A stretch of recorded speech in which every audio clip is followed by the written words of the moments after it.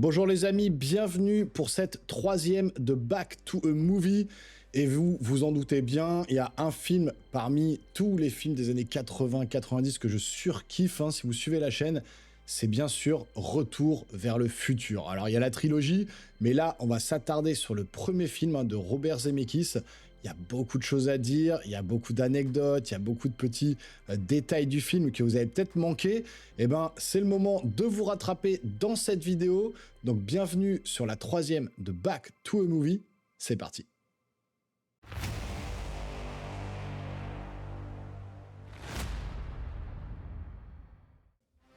En 1985, un film déboule et va changer à jamais le cinéma d'aventure. Son nom, Retour vers le futur. Avec son mélange parfait de science-fiction, de comédie et de suspense, il devient instantanément un phénomène mondial. Mais derrière la DeLorean, derrière les éclairs et les voyages temporels, se cache une aventure humaine de dingue, une genèse galère, un tournage sous tension et des décisions de dernière minute qui ont fait basculer le film dans la légende. Prends ton overboard, on part découvrir les coulisses d'un film qui a traversé le temps.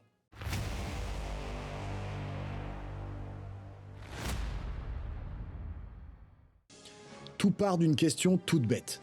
Un jour, Bob Gale tombe sur l'annuaire de lycée de son père et se demande « Est-ce que j'aurais été pote avec lui au même âge ?»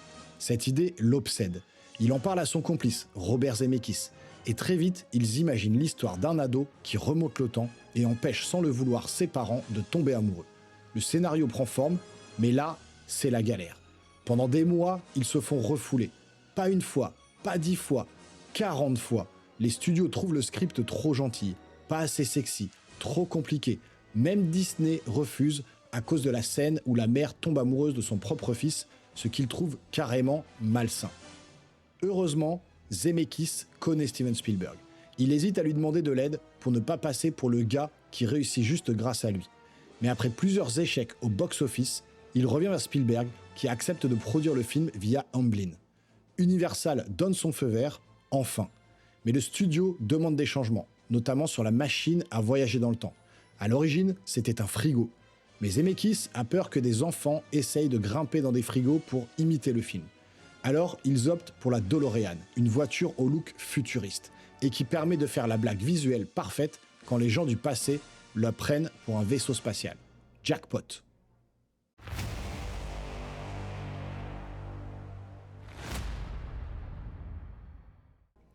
Le scénario, c'est du grand art. Chaque scène compte, chaque objet, chaque réplique a une utilité. Le film joue avec les paradoxes temporels, l'effet papillon, sans jamais te perdre. Marty empêche ses parents de se rencontrer et doit tout faire pour réparer le futur. Sinon, il disparaîtra. L'idée est simple, mais elle est exploitée à fond. Ce qui impressionne, c'est la fluidité avec laquelle le film passe de la comédie à la tension, sans jamais casser son rythme. Chaque retournement est logique, chaque action de Marty a une conséquence directe, ce qui donne un rythme haletant à l'intrigue. Et ce qui fonctionne à merveille, c'est la relation entre Marty, ado cool et débrouillard, et Doc, scientifique génial, mais complètement fou. Le duo est improbable, mais ça marche. Ils s'équilibrent, l'un fonce, l'autre réfléchit. Leur amitié improbable devient le moteur émotionnel du film. Doc représente la science pure, parfois déconnectée, alors que Marty est l'humain, le lien avec le quotidien. Et au milieu de tout ça, tu as ce thème universel. Et si on pouvait changer son destin? Et si on pouvait réparer le passé pour améliorer l'avenir? Le film regorge de détails cultes. La photo des frères et sœurs qui disparaît lentement, l'horloge figée à 10h04, le bal, la féerie dansante des sirènes où tout se joue. Même les noms des lieux changent selon les voyages. La ferme Peabody devient un centre commercial. Twin Pines Mall devient alors Lone Pine Mall quand Marty écrase un des pins en 1955. Et bien sûr, la réplique mythique de Doc, nom de Zeus, tout cela montre un souci du détail hallucinant qui donne envie de revoir le film pour traquer les indices cachés. Le final est une masterclass, Doc revient du futur, la DeLorean vole et il lâche une phrase. « C'est pour vos enfants, Marty !» Et là, tout le monde veut la suite.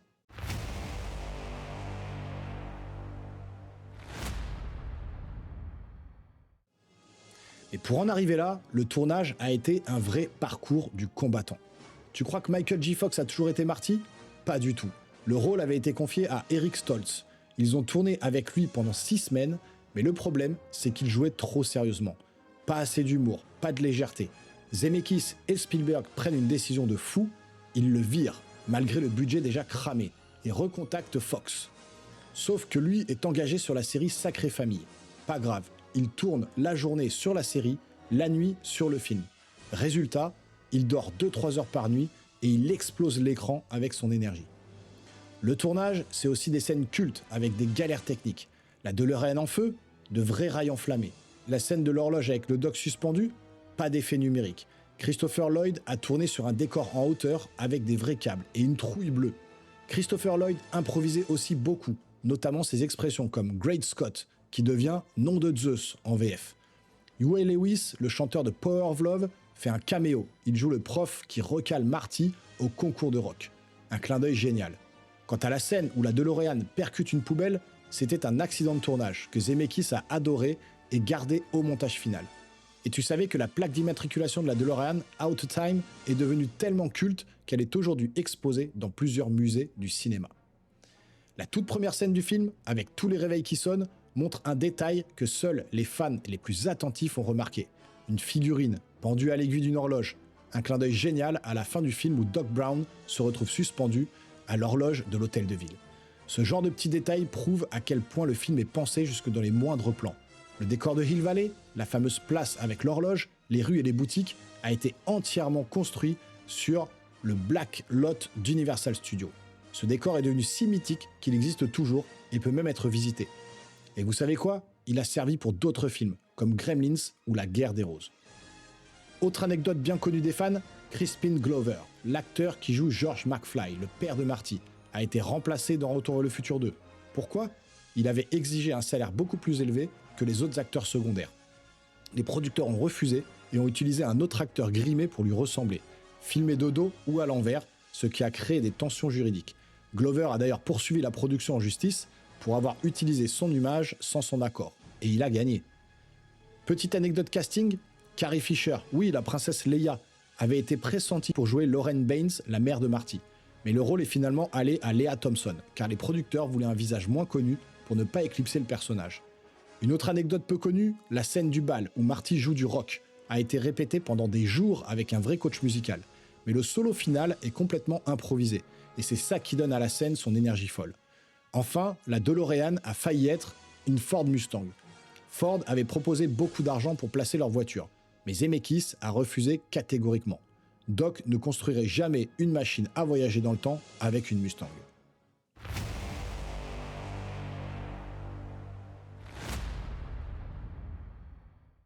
Pas de CGI dans Retour vers le futur. Tout est fait à la main.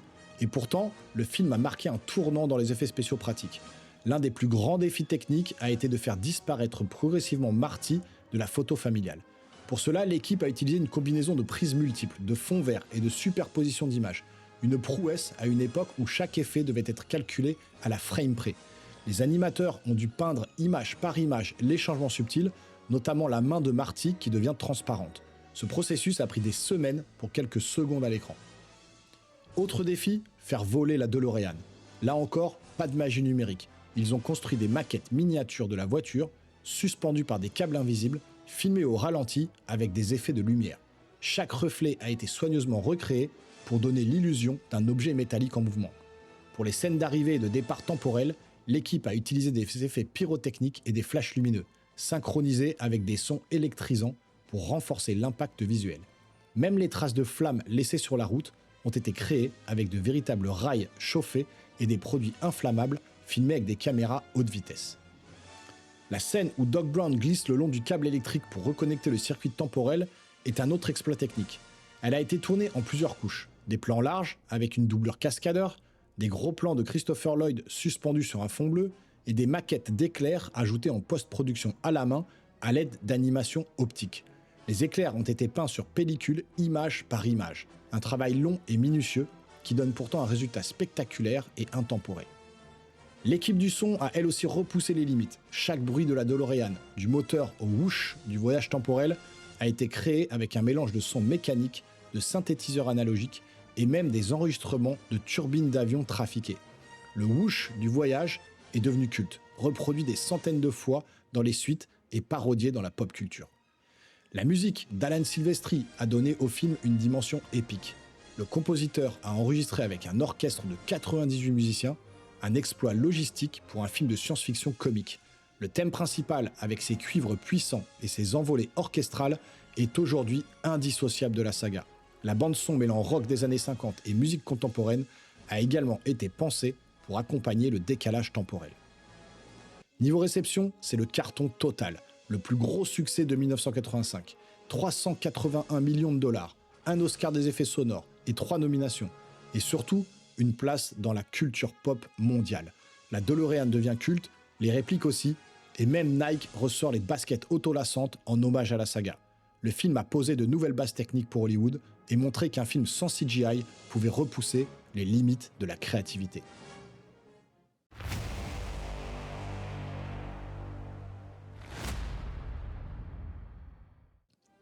Retour vers le futur, c'est un film unique, un voyage dans le temps, mais aussi dans l'imaginaire collectif. C'est une œuvre qui fait rire, qui fait rêver, qui donne envie de croire qu'on peut changer son destin. Avec son humour, sa mise en scène inventive et ses personnages attachants, il continue de captiver des générations entières. Même sans effet numérique, même sans budget énorme, il prouve qu'avec du cœur et de l'audace, on peut faire un chef-d'œuvre intemporel. Et vous, si vous pouviez voyager dans le temps, où iriez-vous? Dites-le moi en commentaire, abonnez-vous, n'hésitez pas à activer la petite cloche et à lâcher un gros pouce en l'air pour encore plus de vidéos.